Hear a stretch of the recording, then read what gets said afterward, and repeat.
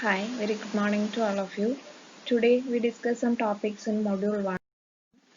In last sessions and last videos we discussed about the KVL, KCL, independent and dependent sources and also the source transformation. Right. So next is mesh and node analysis of network containing independent and dependent sources. So this mesh and node analysis is a method, different types of method that we are using to find out the voltages and currents in the network. So the foundation for this mesh and node analysis is Kirchhoff law. If you are not studying Kirchhoff's laws in detail, first you study that and then watch this video.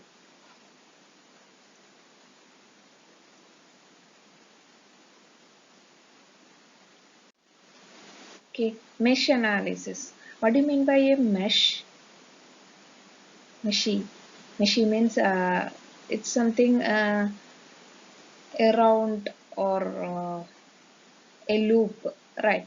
So this mesh analysis means we will analyze the components, analyze the KVL in a closed loop of the network and find the currents and voltages of each circuit elements in the network. That is known as the mesh analysis. That is, we analyze the circuit by using KVL in a closed path or closed loop. That is known as mesh, right? So mesh analysis contains different steps. Mainly we classify that into 3 steps. The first step is to assign distinct currents to each closed loop. Closed loop means, do you know what is a loop? Loop means we are starting from a point and ending at the same point through a closed path. Do not touch the point more than once. That is known as a closed loop. So the first step in mesh analysis is to assign a distinct current. So if there are more than one loops, we will number the currents I1, I2, I3, etc.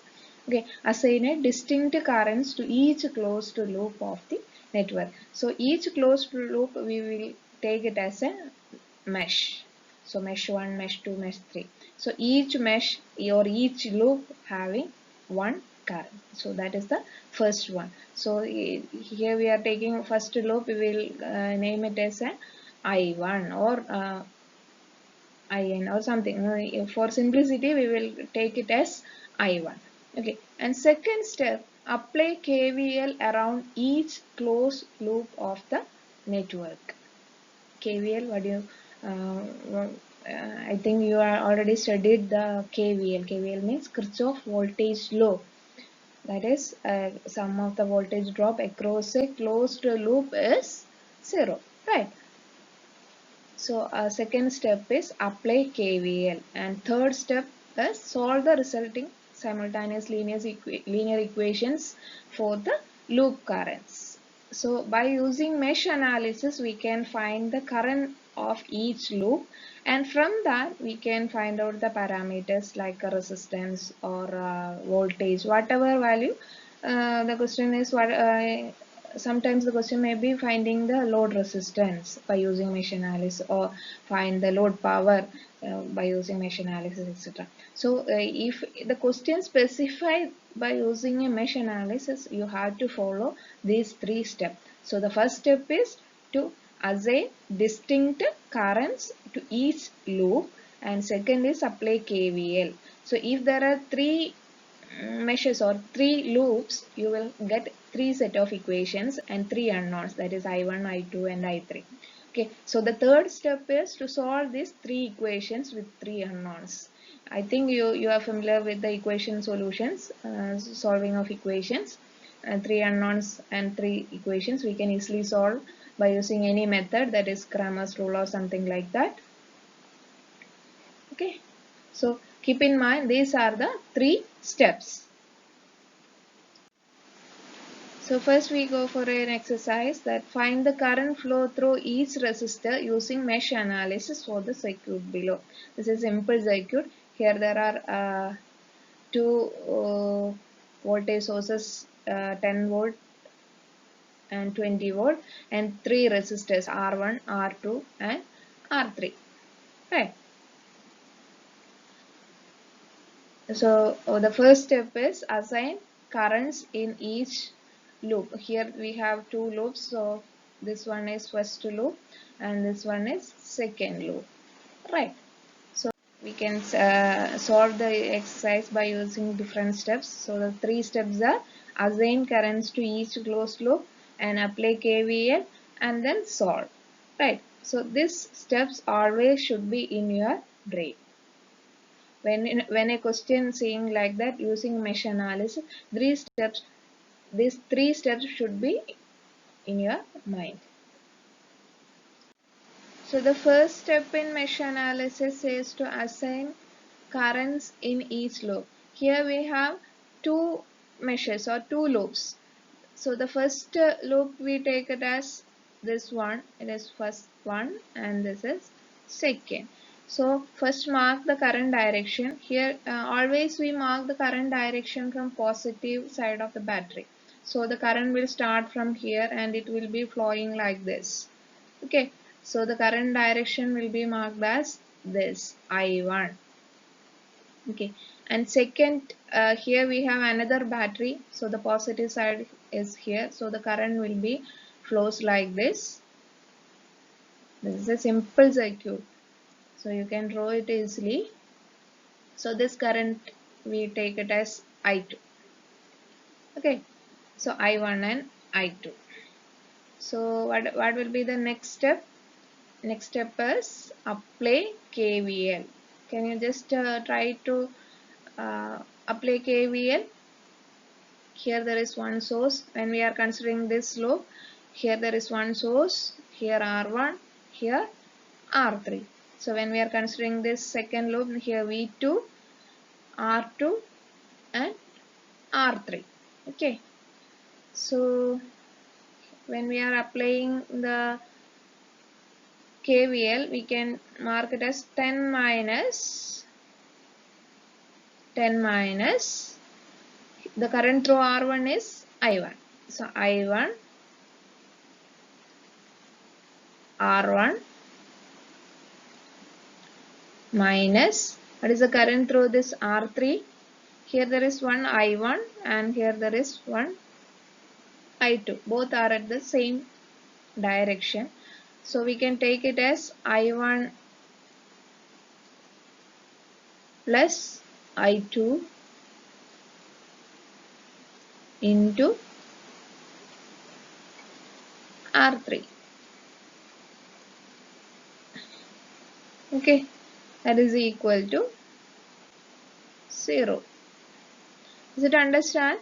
Here I take the current through R1. R1 is I1 only because this I2 will not consider this. Here we take this current as I2.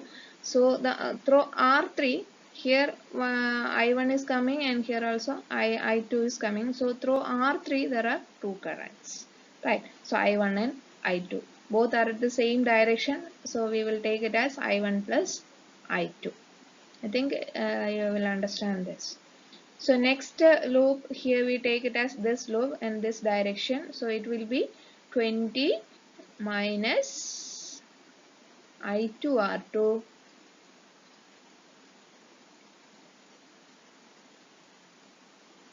minus I2 plus I1 into R3 is equal to 0. Right. So when we are applying these two equations, we will get an equation like this. Here this 10 and 20 are taken as V1 and V2. So we will get an equation like this. 50 I1 plus 40 I2 is equal to 10. And second loop I2 R2 plus I2 R3 plus I1 R1. And take this V2 as right side. So we get 20 I1 plus 40 I2 plus 40 I1 is equal to 20. So finally we get an equation this 40 I1 plus 60 I2 is equal to 20. So we get two equations. First one is this and second is this. So two equations and two unknowns, I1 and I2. How can you solve this? What method you studied in your mathematics? We can use any method. I think the simple one is a matrix form, that is using Cramer's rule. So you write this equation in matrix form: 50, 40, 40, 60, I1, I2, 10, 20. Take the determinant, delta I1 and delta I2. So we get delta I1 by delta is I1, delta I2 by delta is I2. So by simple mathematical solutions, we will get I1, I2 and I3. Not I3. Not I3. I3 is I1 plus I2. That is the current through R3 resistance. So this is a simple example for mesh analysis.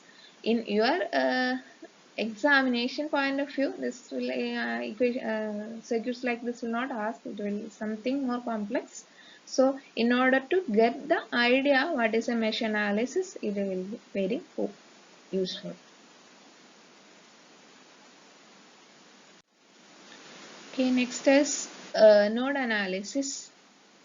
In the previous section, we will deal with the mesh analysis. In that case, we will apply case KVL. And node, what is a node? In the first class, we discussed it is what is a node. Node is a junction point between two elements, right?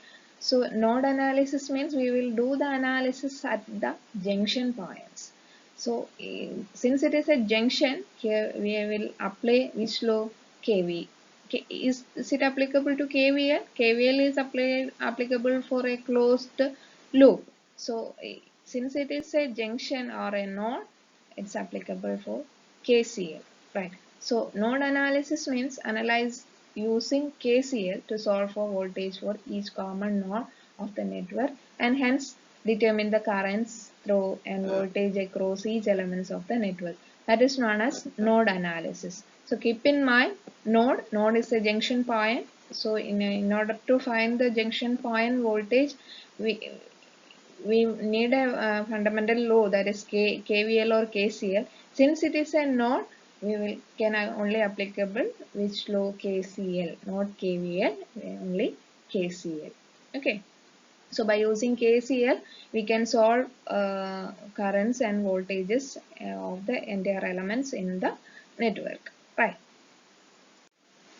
So these are the common steps that we follow to find the current or voltages in a node analysis. So first, determine the number of common nodes and a reference node within the network. First, we have to find out which are the nodes, and we put a reference node. Always this reference node will be ground for a normal network. First, we have to find out the number of nodes and finding the or choosing the reference node. And second is assign current and its direction to each distinct branch of the nodes in the network. In the previous case, we find the closed loop and then assign currents. Similarly, like here, we first find out the nodes and then assign currents for each branch. After that, you have to apply the KCL in the each nodes. Then we will get different equations. If there are 3 nodes, we will get 3 equations and with 3 unknowns. And solve these 3 equations and we get the solutions as the current values or voltage. Normally, the voltage value will be the solutions. From that, we can find the the other currents or the other powers in the networks. Okay. So in briefly, I will tell you what are the different steps in node analysis. First, you have to determine the common nodes and assign a reference node. Okay, and then assign currents in each branch starting from the nodes. And then third, apply KCL, not KVL. Since it is a node, here we are applying the KCL. Okay, so applying KCL, we will get different equations. If there are three nodes, we will get three equations with three unknowns.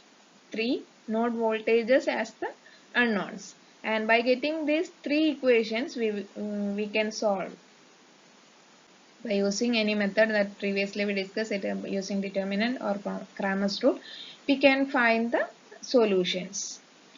Once you get the node voltages, you can find out the other currents or voltages across each elements of the network.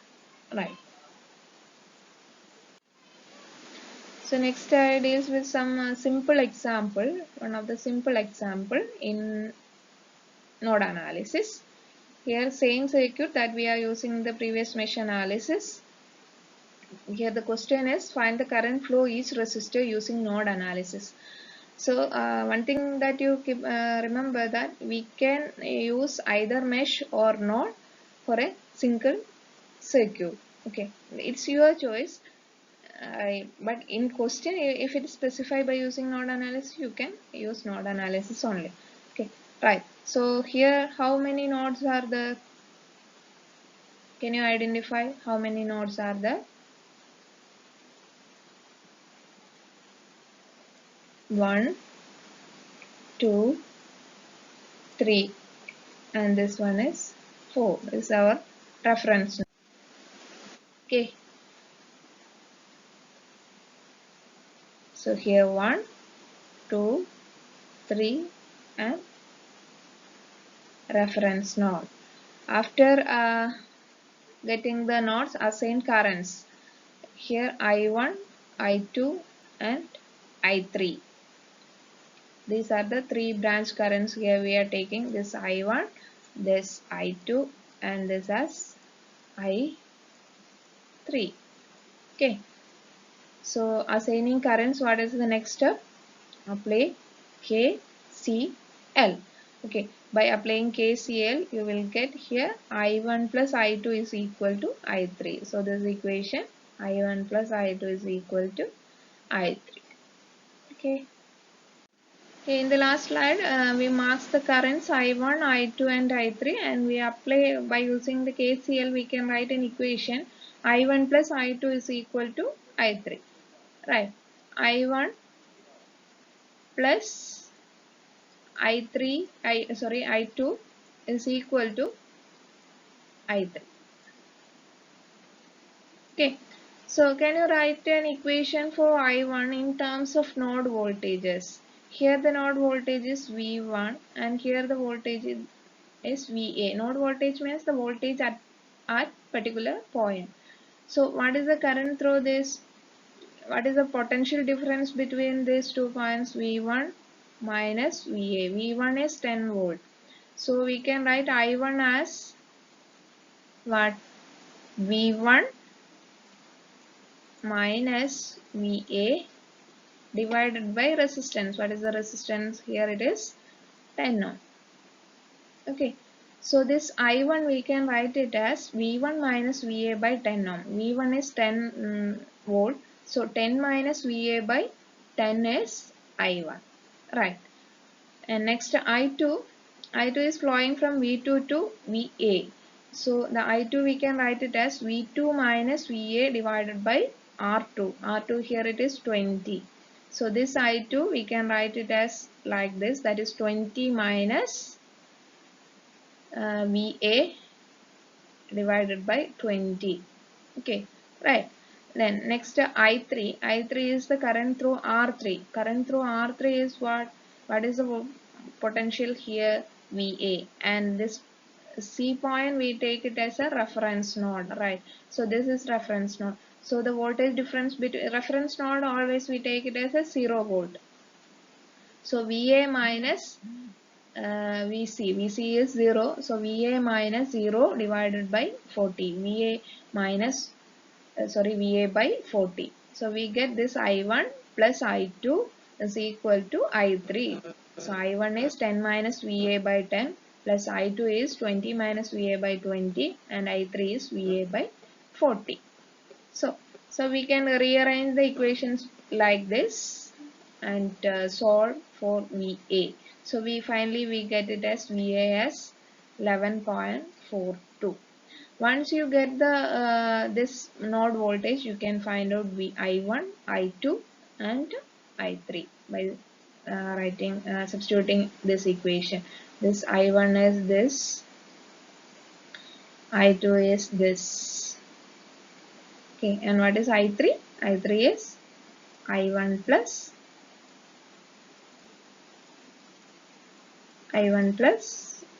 I2. Okay, clear? This is another example. Same method you can follow. Here the difference is, here the V2 voltage is negative.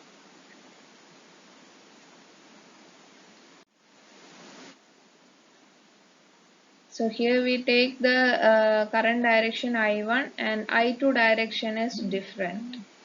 Okay, so we can write I1 is equal to I2 plus I3. Why we take this I2 as different? Because always we take the current direction as like this, that battery outside the circuit starting from battery and ending as a negative. So the current direction in this loop will be like this, so the junction current will be in this direction. Okay, so just try to solve this by using node analysis. The equations, same method that we follow in the previous example. We'll just go through this example, pause the video and do the problems.